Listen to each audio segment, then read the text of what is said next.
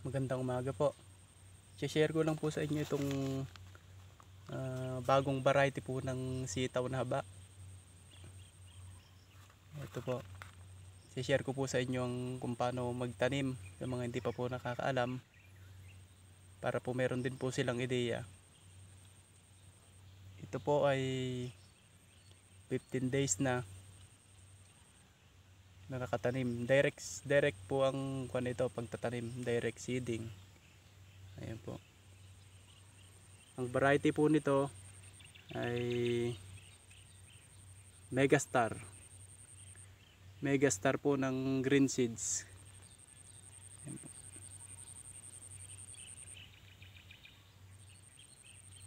Base po sa nakita ko sa pictures niya, green po kasi siya.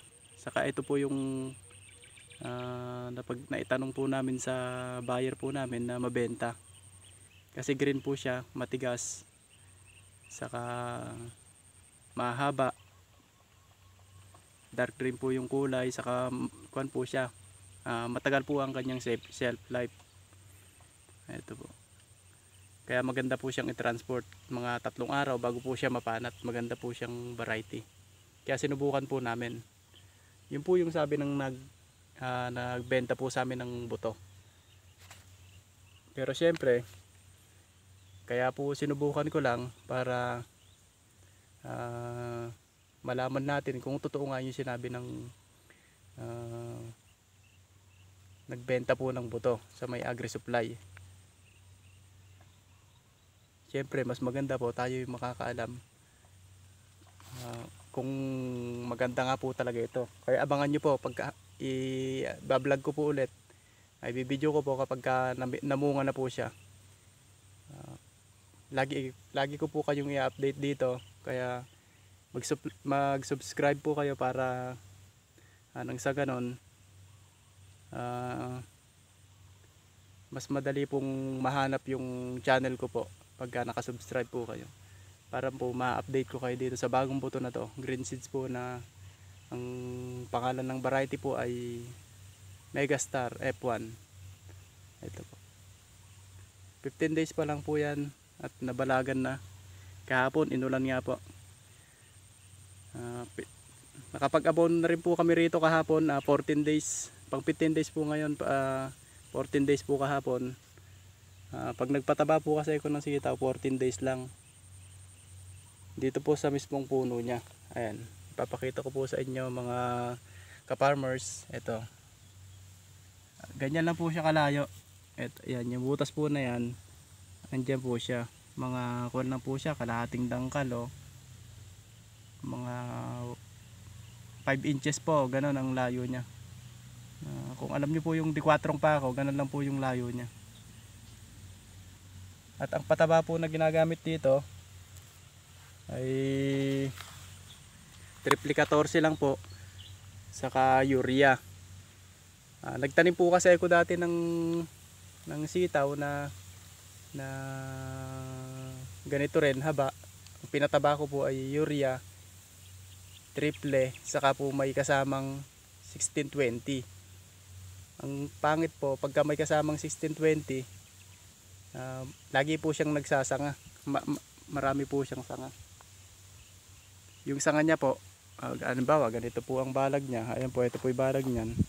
Ang taas po ng balag ay 8 feet. 8 feet po yung balag namin.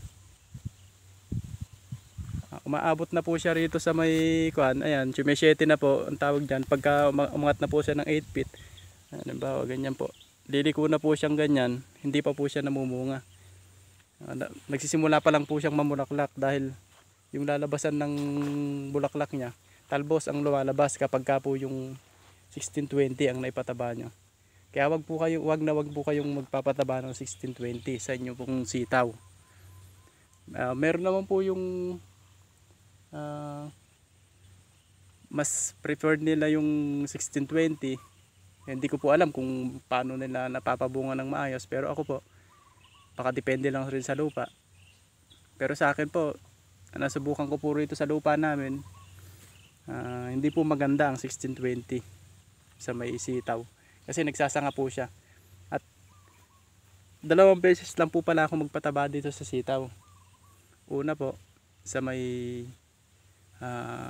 magpapataba po ako dito mga 14 days. Lagi pong 14 days ako, 2 weeks po ako magpapataba bago po ako magpataba. Mag-abono. Urea po, kombinasyon ng 50-50. 50% na urea, 50% na triple 14, triple 16, o yun po. Basta triple po yun. Halimbawa, 10 kilong urea, 10 kilong triple 14, yun po, ganun po siya. Isang sakong, kung marami naman po ipapatabaan nyo, isang sakong 50 kilos na urea, katumbas nun isang sako, o 50 kilos din po na triple. Ganun po yung timpla niya. At ginagarantiyahan ko po sa inyo na maganda po ang ganong kalalabasan ng klase ng pag-abono. Dalawang beses lang po, 14 days. Tapos pagka nakita nyo pong mamumunga na, mga 40 days, uulitin nyo po ulit ng urea na lang. Huwag nyo na pong lalagyan ng meron siyang phosphorus o triple 14. Urea na lang po, mas maganda po. Urea na lang pagka mamumunga na. Para hindi na po siya magsasanga ng marami. Kasi marami pong sangang sitaw. Kaya mas maganda po. Yun lang po yung gamitin yung nire-recommend ko po na pataba. Pero yung iba naman, kabisado nila, pero ako po kasi yun ang nakasanayan ko. O pinakamagandang choice ng pagpapataba.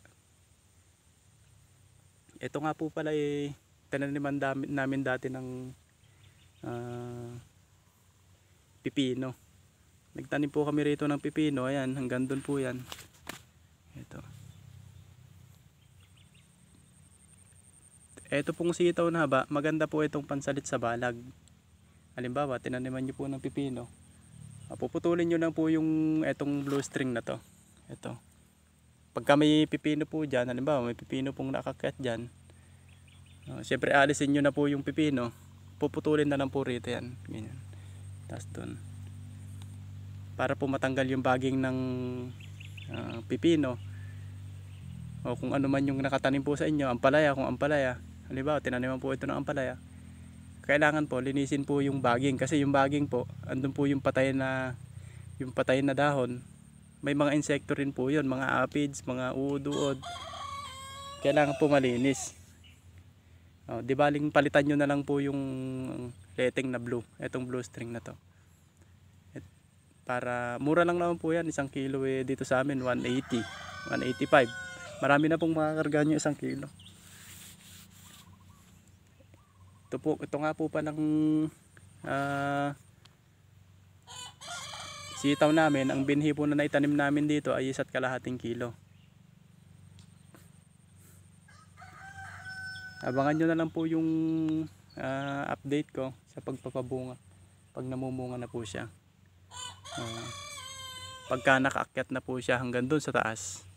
Ang distansya po pala nito ay siguro nasa 1.5 ruler lang po, o 18 to 20 cm ganun. 1.5 ruler lang po. Ganyan kalayo. Yun po, tagalawa po yung tanim. Ayan, tagdadalawa po yung tanim diyan, bawat butas.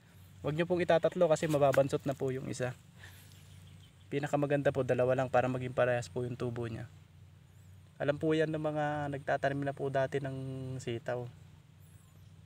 Saka yung yung pataba, inuulit ko nga po, mga 4 inches ang layo po sa puno. Huwag nyo rin pong ididikit kasi baka mamatay na po. Pero hindi naman po siguro mamatay, pero mas maganda, nakasigurado na po kayo, ilayo niya po ng konti. Ayan. Ang tamang sukat naman po mga 5 to 10 grams sa isang puno na ganyan, sa isang butas. Ayan, butas po ulit yan, ganyan na yan. Ito po, butas po yan. Ito po yung puno. Ayan, mga 4 inches. Ayan. Maganda po ito na nasubukan ko na rin po, nagtatanim na rin po ako dati ng sitaw. Natigil lang po dahil nagsisili po ang sinalit ko. abangan nyo na lang po ang update kung maganda po ang variety na to. Ako na po ang susubok para sa inyo, para halimbawa sa mga naghahanap po ng magandang variety ng sitaw. Pero ito po ay itatrial ko na po para po sa inyo. Ito. Maluwang po ito, 1.5 kilo po ito. Estimated po na 6,000 to 7,000 po na puno ito ng sitaw. Ayan. Yun lang po mga ka-farmers. Maraming salamat po. Ayun po siya. Ililibot ko lang po kayo.